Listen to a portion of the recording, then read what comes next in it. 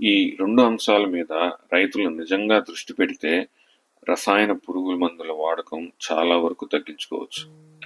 నమస్కారం. మా సంపద వ్యవసాయం ఛానల్‌కు స్వాగతం. మనం ఏక పంటలు పండిస్తూనే మన భూసారంను ఎలా పెంచుకోవచ్చో అనే అంశం మీద వీడియోలు చేస్తూ మీరు కూడా మీ భూమిని పునరుద్ధరించుకోవడం వైపు అడుగులు వేసేలా ప్రేరేపిస్తూ ఉండడానికి ప్రయత్నిస్తుంటాను.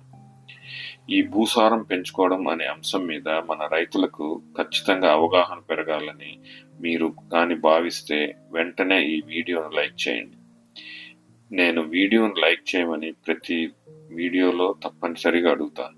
ఎందుకంటే భూసారం పెంచుకోవడం అనే అంశం మన రైతులకు విస్తృతంగా చేరాలనేదే నా కోరిక. ఇక మనం ఈ వీడియోలోకి వెళితే, ఇప్పుడు రైతులకు అయ్యే పంట ఖర్చులో రసాయన మందులకే అధిక భాగం ఖర్చవుతుంది. దీని వలన మన రైతులకు అన్ని విధాల నష్టమే గాని ఎటువంటి లాభం చేకూరడం లేదు. తమ భూములను డబ్బు వెచ్చించి తమ చేతులారా పాడు చేసుకున్నట్లవుతుంది. అసలు మన పంటలలో పురుగులు, రోగాలు పెరగడానికి కారణాలేంటి? ఈ కారణాలేంటో మొదట తెలుసుకోకుండానే మన రైతులు విపరీతంగా రసాయన మందులు పిచికారీ చేయడం అలవాటైంది. రైతులు ఈ దశకు చేరుకోవడానికి 2 ముఖ్య కారణాలున్నాయి. మొదటిది తమ మొక్కలను పటిష్టంగా పెంచుకోకపోవడం. రెండవది పురుగు లేక రోగాలు సోకిన మొదటి దశలోనే వాటిని నివారించుకోలేకపోవడం. ఈ 2 అంశాల మీద రైతులు నిజంగా దృష్టి పెడితే రసాయన పురుగుల మందుల వాడకం చాలా వరకు తగ్గించుకోవచ్చు. ఈ రెండింటిలో సులభమైనది పురుగు లేదా రోగం తొలి దశలోనే అరికట్టుకోవడం. ఇది సాధ్యపడాలంటే రైతు రోజు తన పొలంలోని మొక్కలలో వచ్చే మార్పులను గమనించుకోవాలి. ఎక్కడో 1-2 చోట్ల పురుగులు కానీ, రోగం కానీ లక్షణాలు కనపడగానే వాటిని నిర్మూలించుకోవడానికి ప్రయత్నించాలి. ఈ తొలి దశలోనే వాటిని నిర్మూలించుకోవడం చాలా వరకు రసాయన రహిత పద్ధతుల్లో కూడా చేసుకోవచ్చు. ఉదాహరణకు కషాయాలు, లేక సివిఆర్ మట్టి ద్రావణం, లేక బవేరియా వంటి సూక్ష్మజీవాలు వాడకం వాటితో నిర్మూలించుకోవచ్చు. రసాయనాలు వాడిన చాలా తక్కువ ఖర్చుతో అతి తక్కువ మోతాదులో సరిపెట్టుకోవచ్చు. దీనివలన మన భూమి కూడా పాడవకుండా ఉంటుంది. ఇక మన మొక్కల పటిష్టత అనే అంశానికి వస్తే, మనం గాని మన మొక్కలను దృఢంగా, బలంగా ఉంచుకోగలిగితే అవి చాలా వరకు పురుగులు మరియు రోగాల నుంచి తట్టుకొని మనం వాడే మందులను చాలా వరకు తగ్గించుకునేలా చేస్తాయి. మన మొక్కల పటిష్టత పెరగాలంటే మనం ఏమి చేయాలో, ఏమి చేయకూడదో మీకు వివరిస్తాం.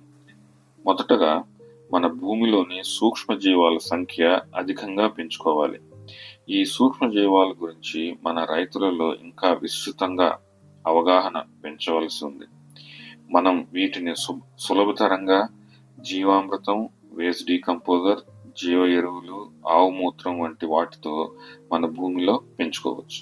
వీటిని మన భూమిలో బాగా వృద్ధి చేసుకోవాలంటే వాటికి మన భూమిలో ఆహారం ఉండాలి. మనం పంట వ్యర్థాలను, పచ్చిరొట్టె పంటలను భూమిలో కలపడం ద్వారా సూక్ష్మజీవాలకు ఆహారం పుష్కలంగా లభిస్తుంది. ఈ అంశం మీద మన ఛానల్లో కొన్ని వీడియోలు ఇప్పటికే ఉన్నాయి. అవి చూడండి. ఎంత తక్కువ ఖర్చుతో మన భూమిలోని కర్బన శాతం పెంచుకోవచ్చో వివరించాను. ఈ వీడియోలని పైన ఐ కార్డులో కూడా పెడుతున్నాను. వాటిని కూడా తప్పకుండా చూడండి. ఈ సూక్ష్మజీవాలు మొక్కలకు కావలసిన ముఖ్య పోషకాలను మరియు సూక్ష్మ పోషకాలను అందివ్వడంలో ముఖ్య పాత్ర పోషిస్తాయి. ఈ సూక్ష్మజీవాలతో పాటు పంటను బట్టి ద్వితీయ మరియు సూక్ష్మ పోషకాలు అనేటువంటి zinc, magnesium, calcium, iron, boron మొదలగు వాటిని తగు మోతాదులో తప్పనిసరిగా వాడుకోవాలి. వీటి వాడకం చాలా తక్కువ పరిమాణంలో ఉంటాయి కాబట్టి దీని వలన మన భూమికి ఎటువంటి నష్టం జరగదు. అంతేకాకుండా మన భూమిలోని సూక్ష్మజీవాల శాతం పెరిగే కొద్దీ వీటి వినియోగం కూడా తగ్గించుకోవచ్చు. ఆ దశలో మొక్కల ద్రావణం కూడా మనం సూక్ష్మజీవ పోషకాలు పెరుగుదలకు వాడుకోవచ్చు.